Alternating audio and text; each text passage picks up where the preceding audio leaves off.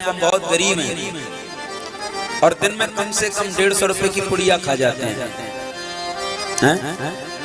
पुड़िया में कौन सा स्वाद आता है?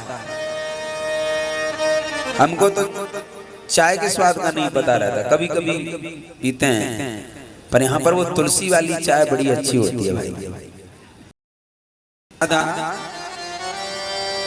और वो फायदा भी करती है, तो जो फायदा करे वो खाओ पियो, फालतू का ही पीछे पड़ा है आदमी। बताइए, शराब 5 लाख का गुटखा खा जाएगा। अगर अपने आप से मोहब्बत करते हो, बच्चों से करते हो, तो उस पैसे को जोड़ के रखिए, बच्चों को पढ़ाइए लिखाइए, उनकी अच्छी सुविधा दीजिए। अगर आदमी चाहे तो क्या नहीं कर सकता।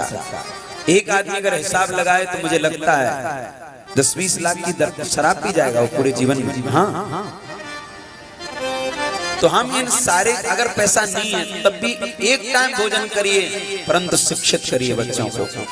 5 चीजों को याद रखिए। थोड़ा सा ध्यान से, मुझे याद आ गया, क्योंकि जब कथा में थोड़े बुजुर्ग आ जाते हैं ना हमारे गार्जियन लोग, तो कथा की शैली बदल जाती है। क्योंकि कथा वक्ता के अनुसार नहीं होती, कथा श्रोताओं के अनुसार होती है। जैसे श्रोता देखते हैं वैसा ही वक्ता परोसने की कोशिश करता है। क्योंकि आपके सर से ऊपर होके बात निकल जाए, उन बातों को कहने से क्या लाभ। तो फिर हम लोग क्या करते हैं, भजन गवा के अपना टाइम पास करके आरती तक पहुंच जाते हैं। और जब कथा के असली श्रोता होते हैं तब फिर कथा कहने का भाव प्रकट होता है। मान के चलो कोई सब्जी लेने जा रहा हो मंडी में, उससे कहो नहीं नहीं नहीं, हीरे की अंगूठी हम दिलवाते हैं तुम्हें। अब न उसकी सामर्थ्य न उसका इंटरेस्ट है, उसमें लेना ही नहीं है, तो जबरदस्ती कैसे आप उसे दे सकते हो। ऐसे ही श्रोता की जो आंखों की ललक होती है ना, वक्ता के प्रति टकटकी लगाकर वो देखता है, तो उसकी कथा की प्यास को वक्ता समझ लेता है कि ये कथा को समझ रहा है। क्योंकि इतना तो हम लोगों को आ ही गया है। आपको बताएं, हम 2005 से कथा कर रहे हैं भगवान की कृपा से। अब आप सब लोग पढ़े लिखे, कितनी साल हो गई, हम इतने साल से कथा यात्रा में हैं।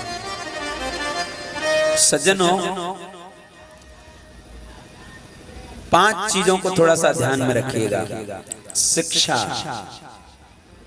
संस्कृति, संस्कार, एकता और निज की पहचान। सबसे पहले तो हमारी शिक्षा